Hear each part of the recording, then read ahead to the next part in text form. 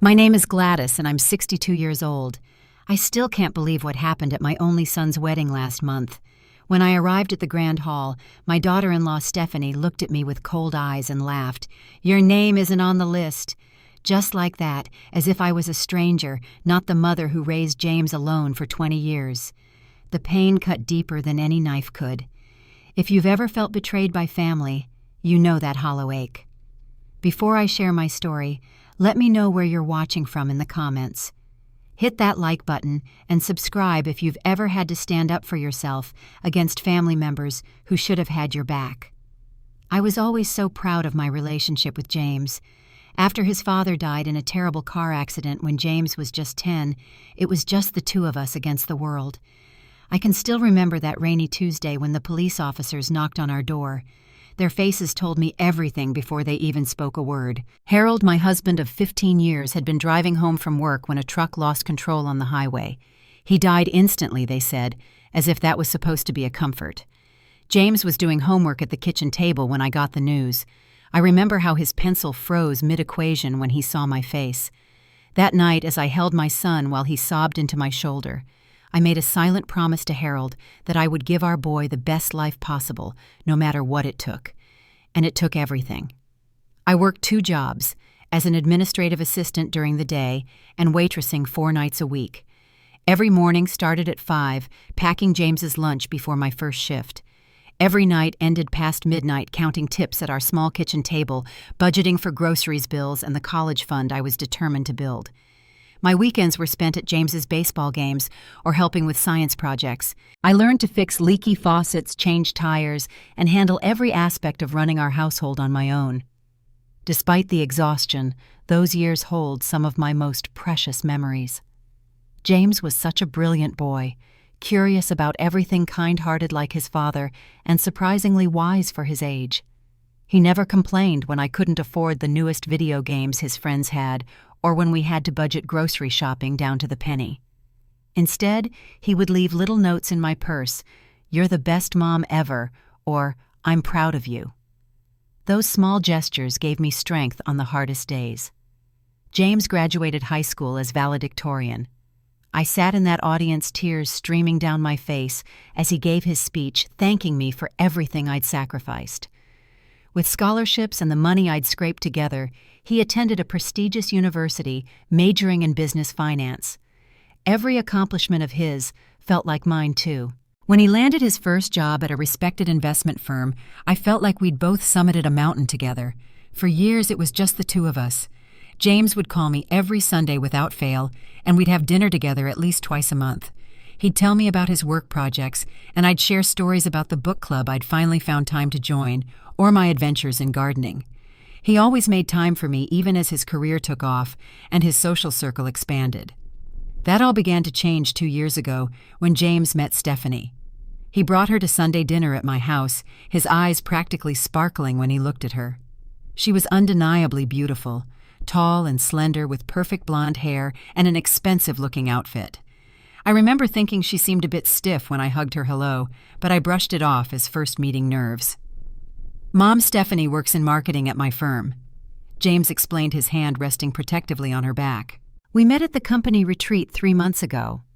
"It's lovely to meet you," Stephanie said with a smile that didn't quite reach her eyes. "James has told me so much about you." That first dinner, I pulled out all the stops, made my famous pot roast with all the fixings, used my good china, even bought flowers for the table. I wanted so badly for her to like me. The conversation was pleasant enough, though Stephanie seemed to steer it toward topics like her family's vacation home in Aspen or the private school she'd attended. I noticed her eyes scanning my modest living room, the furniture I'd had for 20 years, the faded curtains I kept meaning to replace the simple decorations that made this house a home. There was something in her expression, a slight wrinkling of her nose, that made me feel suddenly self-conscious about my home. Still, I was happy for James.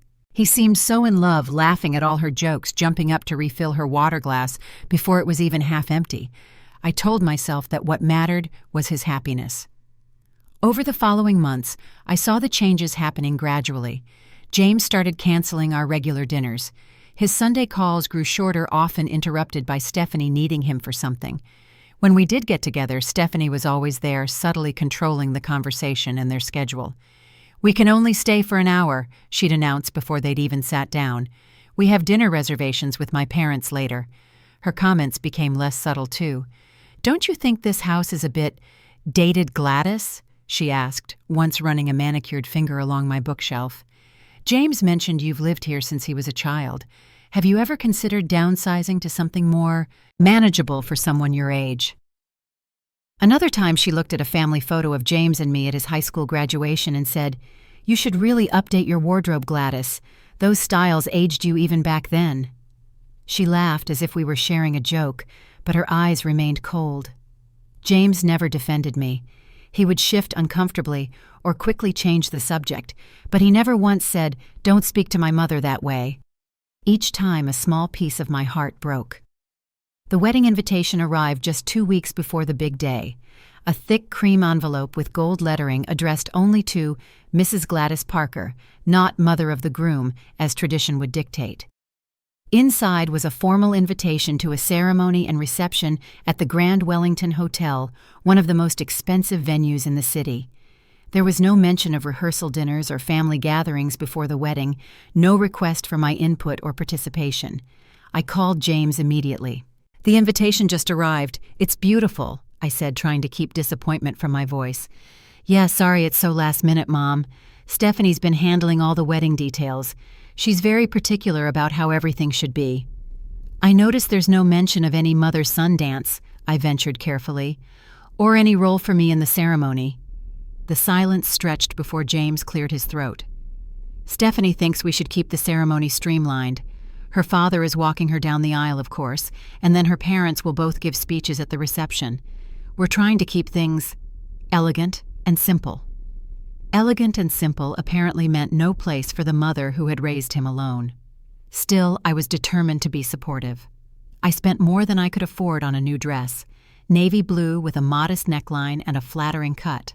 I had my hair professionally styled for the first time in years, and I prepared a special gift, Harold's vintage pocket watch, a family heirloom passed down through generations. It was the one thing of value I had kept from our marriage, saving it all these years to give to James on his wedding day. I wrapped it carefully in silver paper with a handwritten note expressing all my love and hopes for his future. Despite everything, I was still so proud of my son and wanted his marriage to be blessed with the same happiness I had known with his father, however briefly. The morning of the wedding dawned bright and clear. I woke up early, too nervous to sleep. This was supposed to be one of the happiest days of my life, seeing my only child, the boy I had raised through hardship and sacrifice, marry the woman he loved.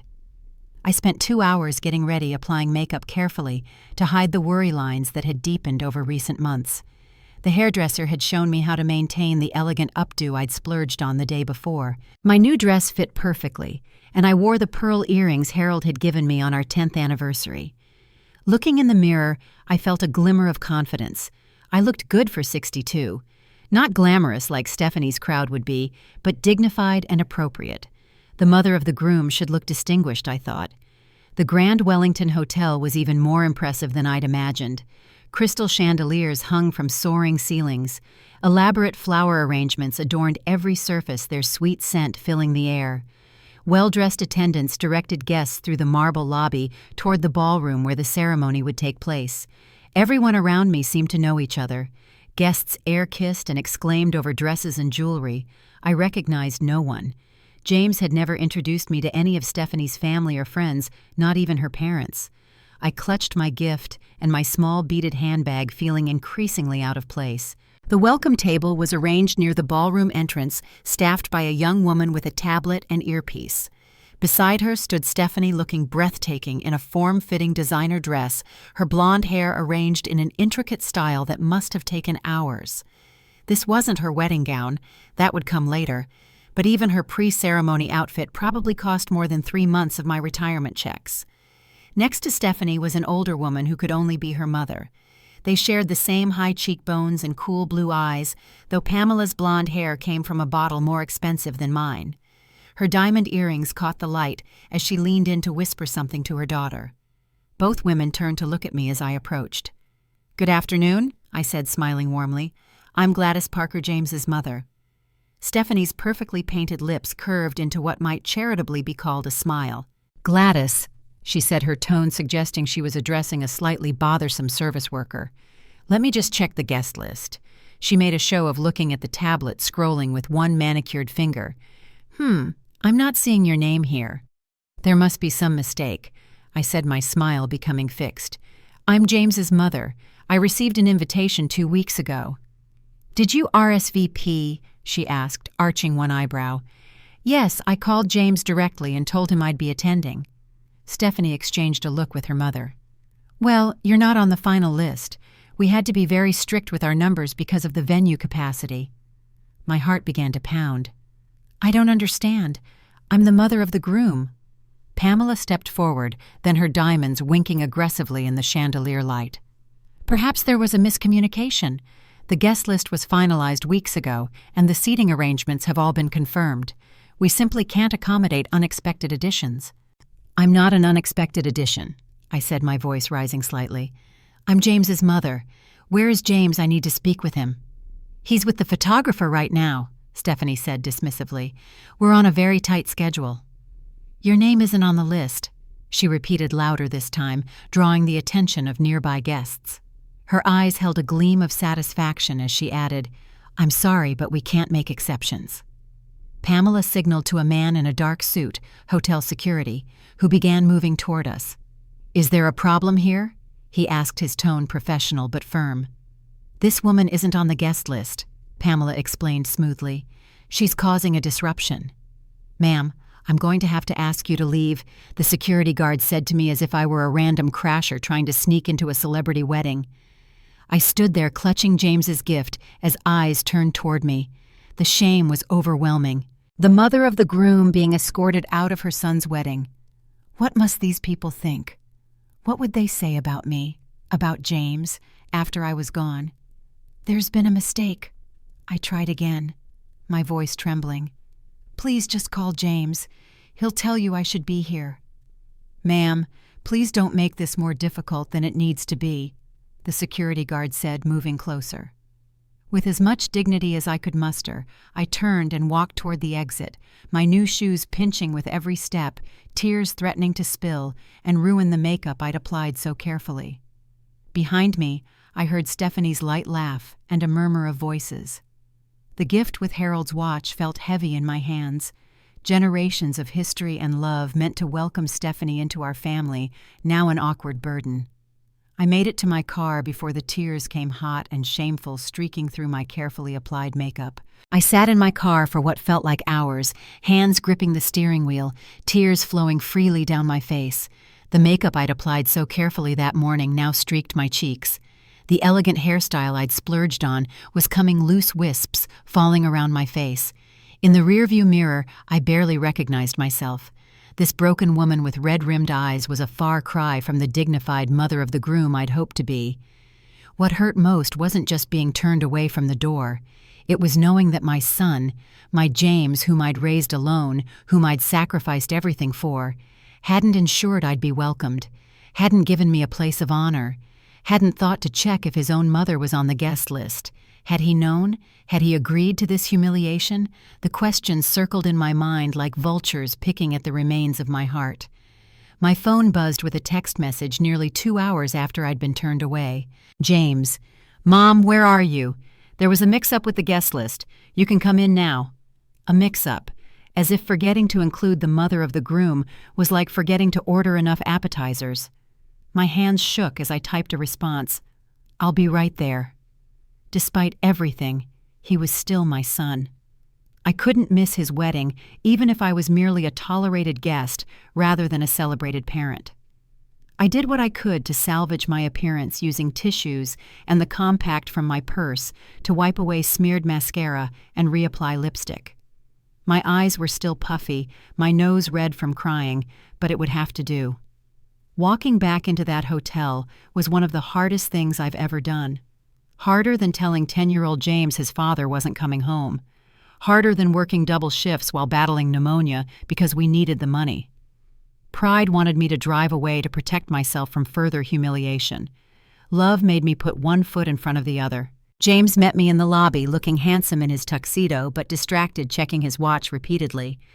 "Mom, I'm so sorry about the confusion. Stephanie's assistant made a mistake with the final guest list." He didn't meet my eyes as he said this. My son, who'd once been incapable of lying to me, couldn't look at me directly. "The ceremony's already started," he continued, glancing toward the ballroom doors. "But you can slip in the back, and you're seated at table 19 for the reception." Table 19 turned out to be the farthest from the head table, tucked in a corner near the kitchen doors. My table mates were distant cousins of Stephanie's, none of whom seemed particularly interested in talking to me. One elderly great-aunt squinted at me suspiciously and asked, "Now how are you related to the bride again?" "I'm not," I said quietly. "I'm James's mother." Her eyebrows shot up in surprise. "The groom's mother, all the way back here. Well, I never—" Throughout the reception, I watched as James and Stephanie moved among their guests, accepting congratulations and posing for photos. Not once was I called up for a picture with my son. When the DJ announced, "And now the mother-son dance," it was Stephanie's mother who took the floor with James, while I sat forgotten at table 19, fighting back a fresh wave of tears.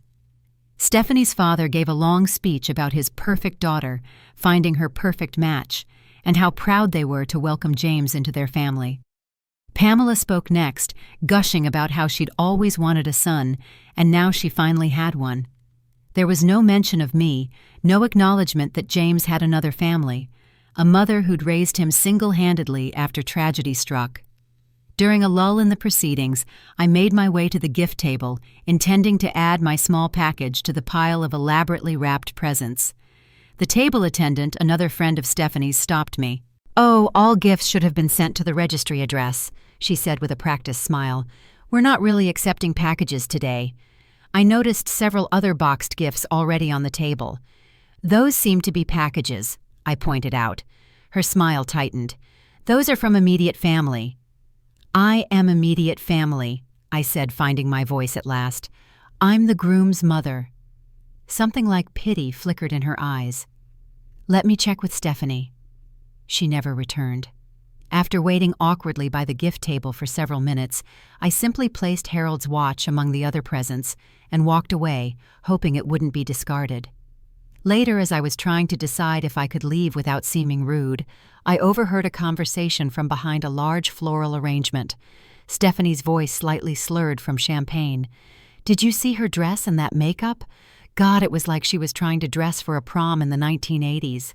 Her mother's response, "I know, darling, but she's gone back to her table now. No one important noticed."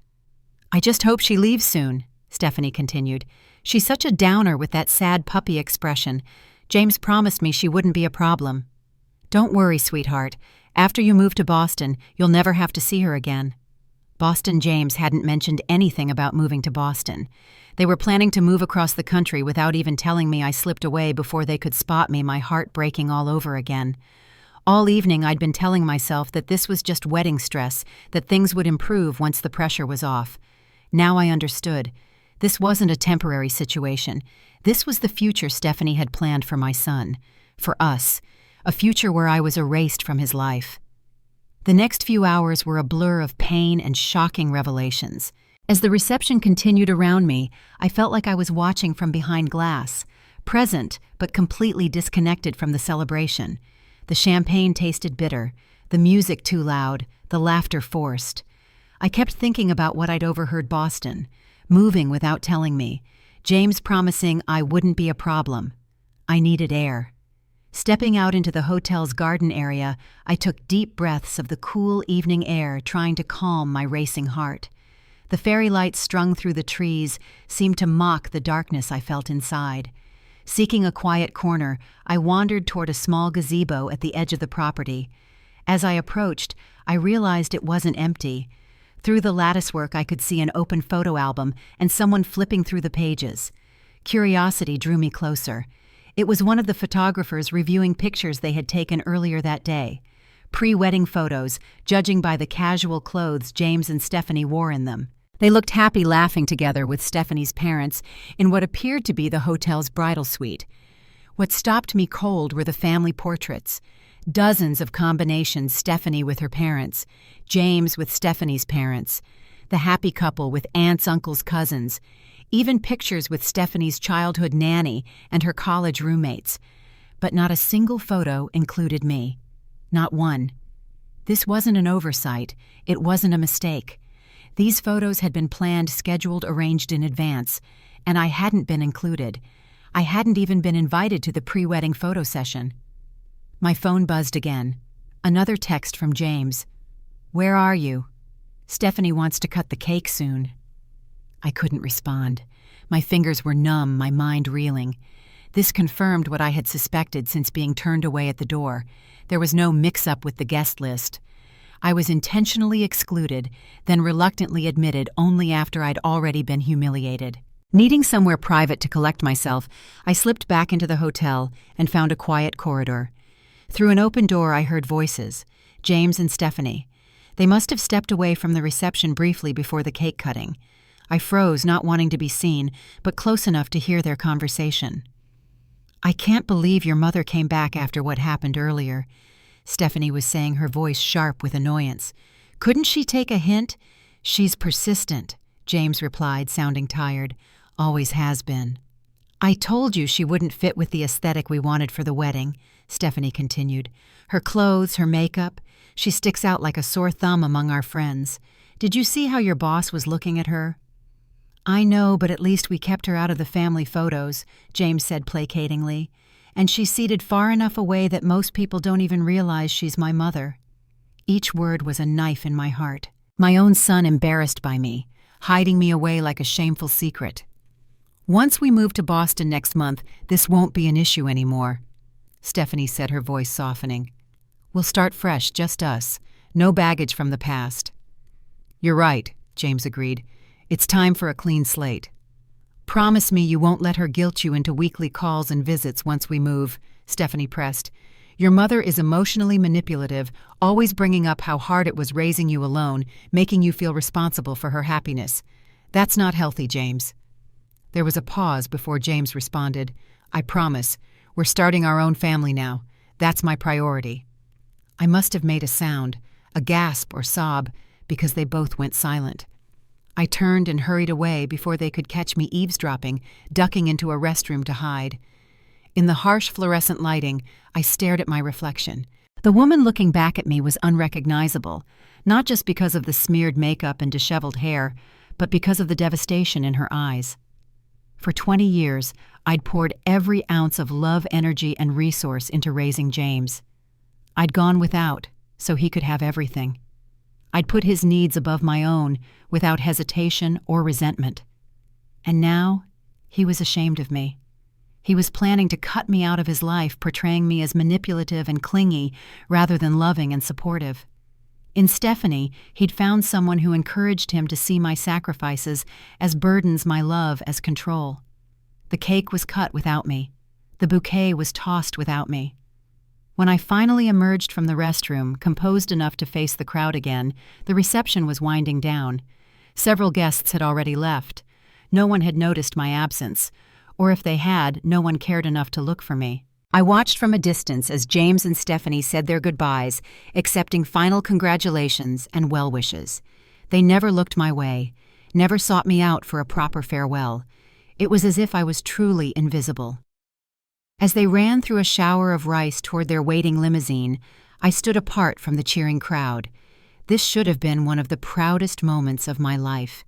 Instead, it was the moment I realized I had lost my son, not to a car accident like his father, but to something perhaps more permanent: shame and indifference.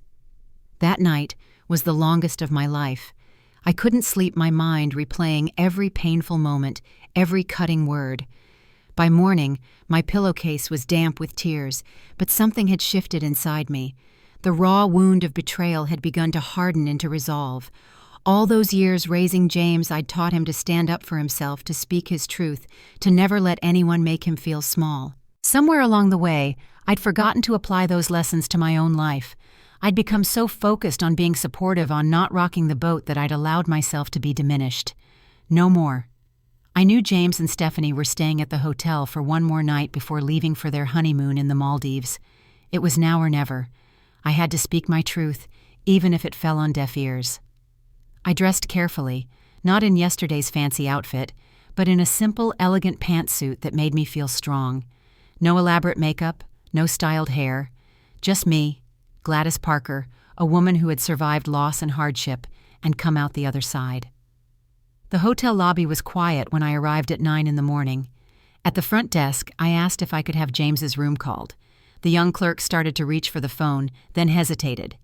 "The Carson Parker wedding party, they're having breakfast in the garden room right now." Perfect.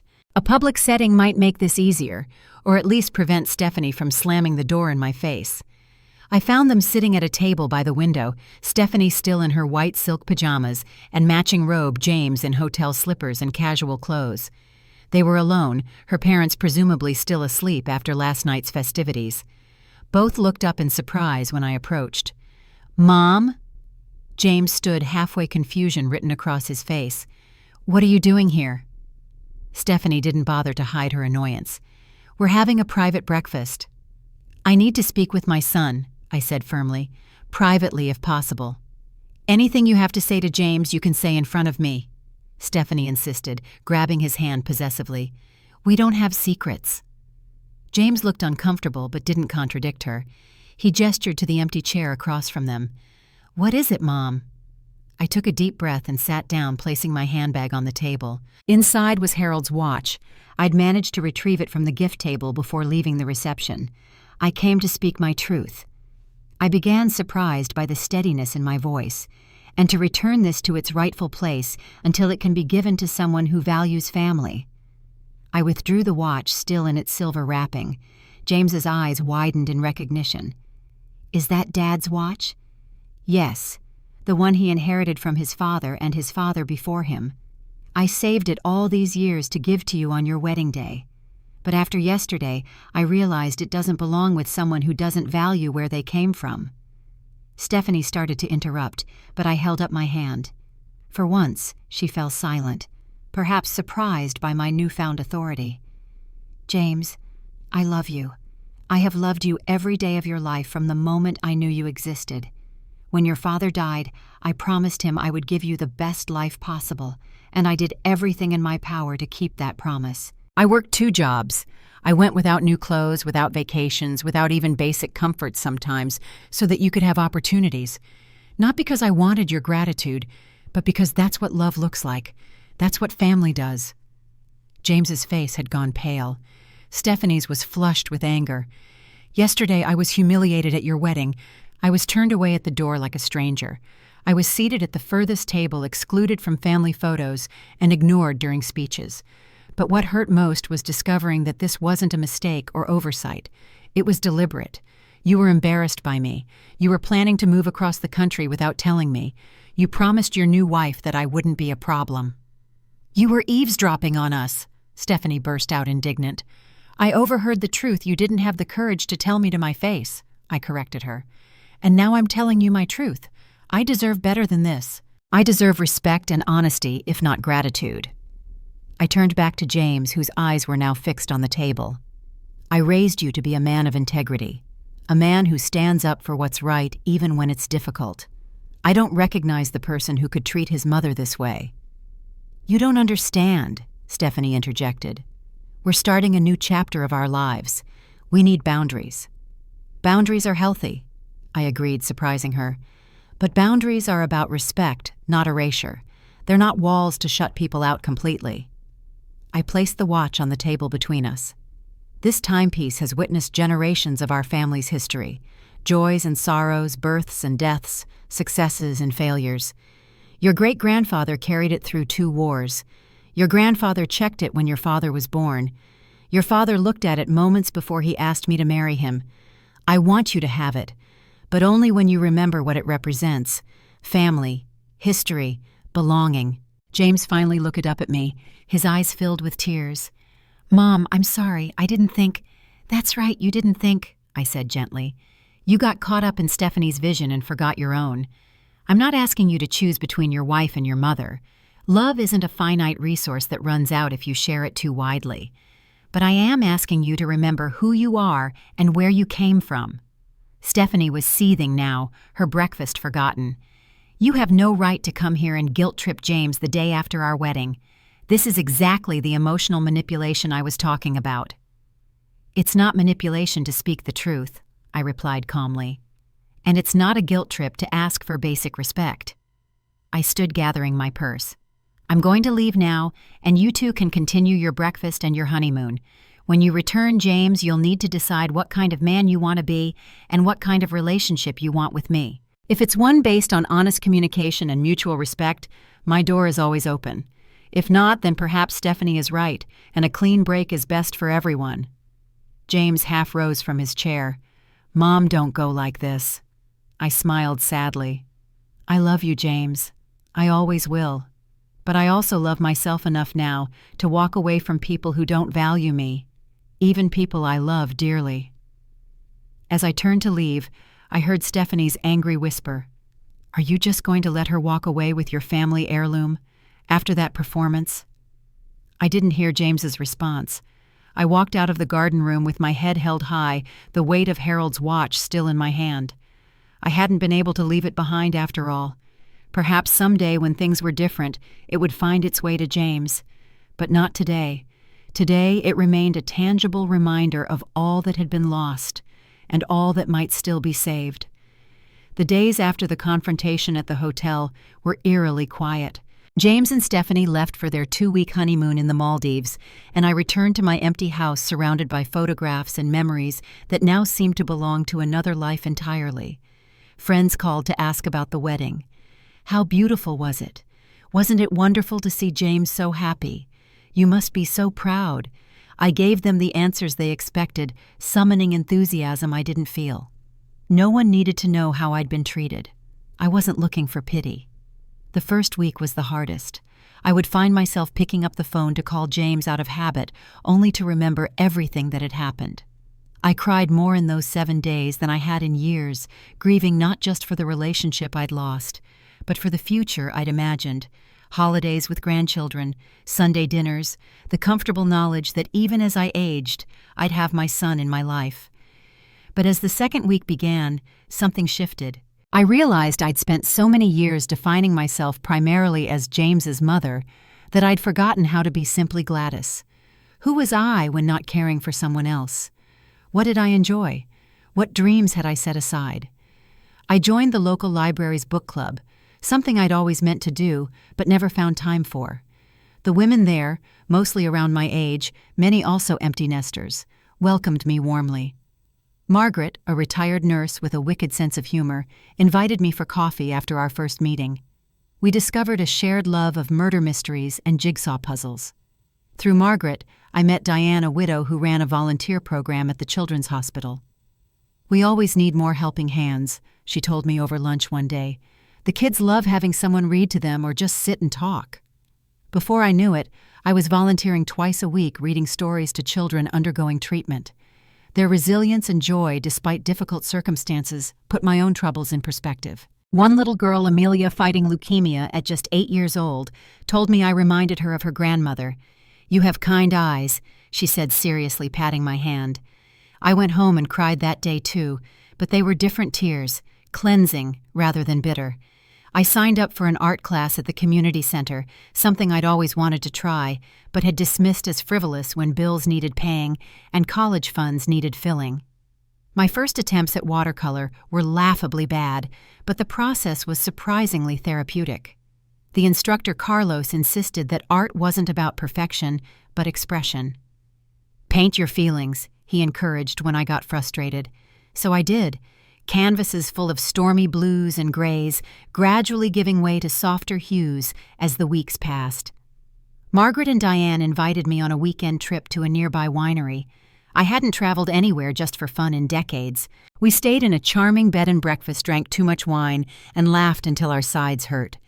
In their company, I remembered what it felt like to be seen and valued, to be included rather than tolerated. 2 months passed without a word from James.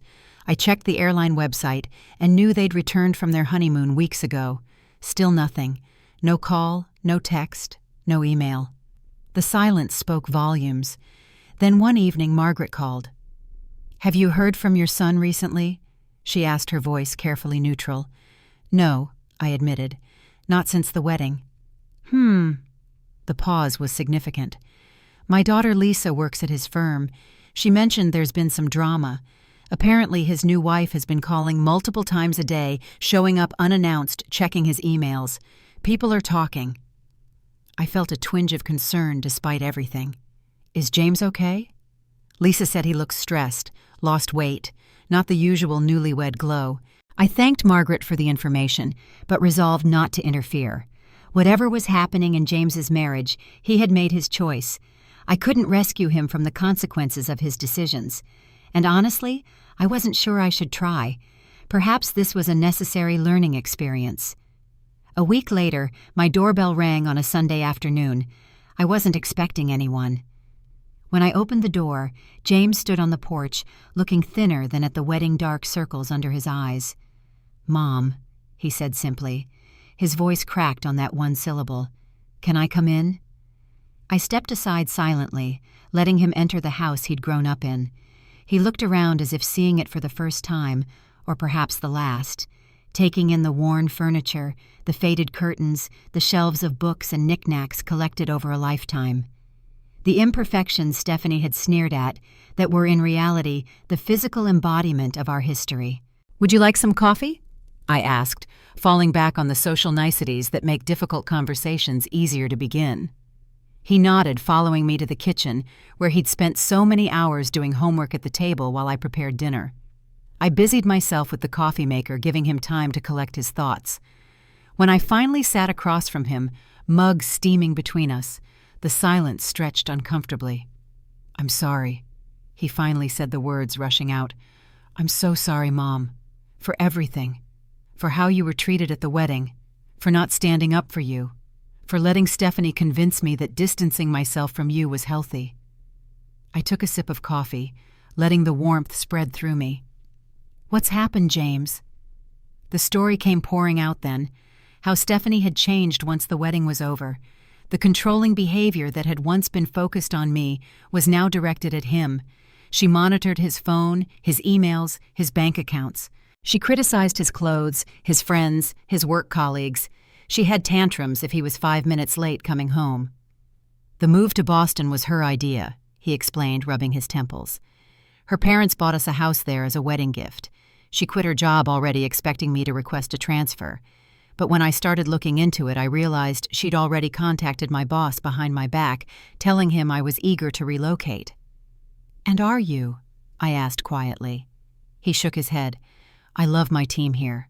I've been working toward a promotion. Moving now would set my career back years. When I told her I wanted to reconsider, she threw a vase at me." My heart ached for him despite everything. No mother wants to see her child in pain.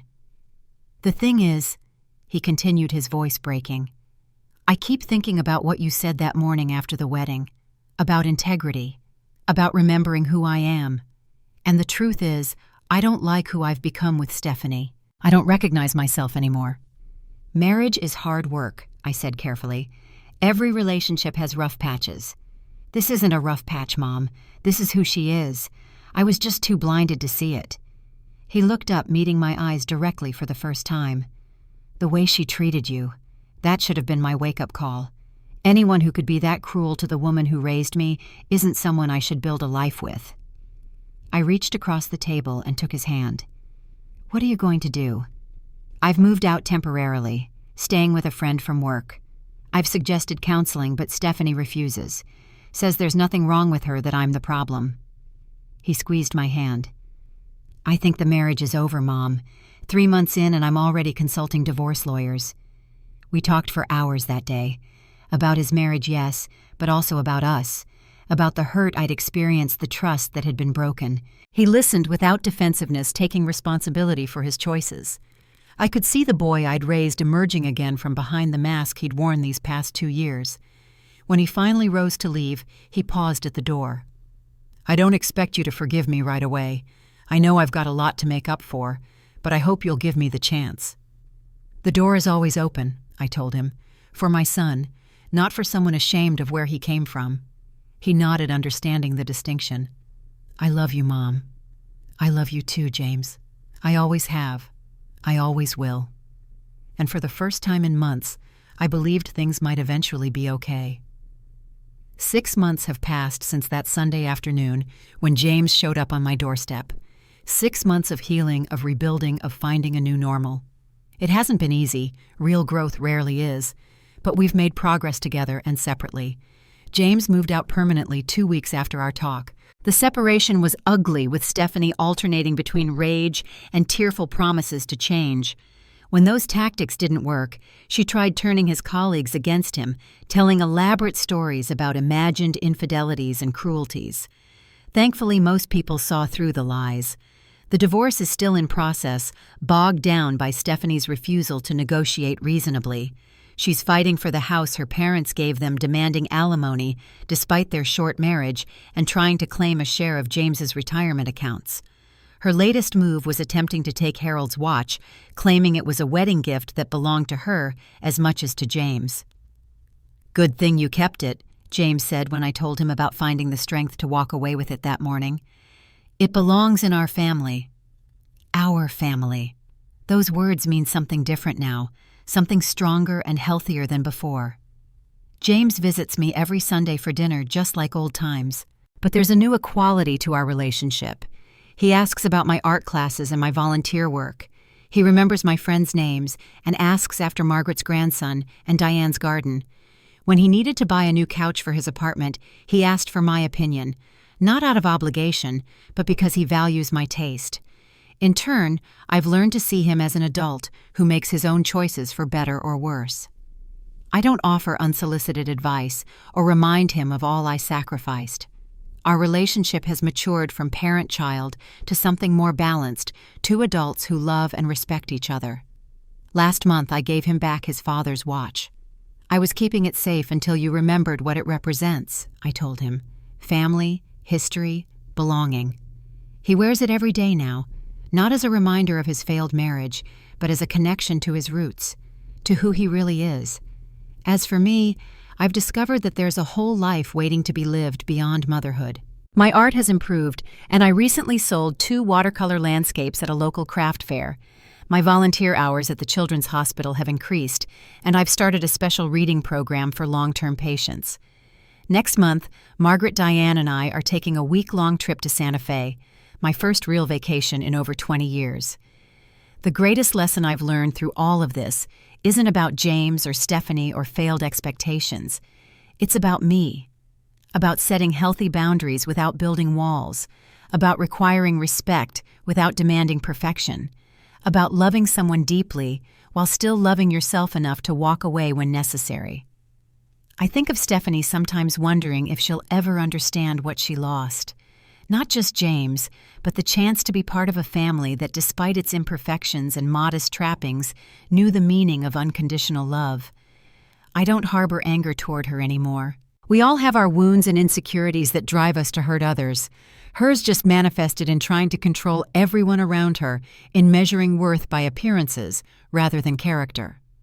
The funny thing about trying to erase your past, I told James recently, is that you end up erasing parts of yourself too. We're all products of where we've been and who's loved us along the way. He nodded, understanding in a way he couldn't have 6 months ago. "I'm proud to be your son, Mom. I just lost sight of that for a while." The truth is, we all lose our way sometimes. We forget who we are and what matters.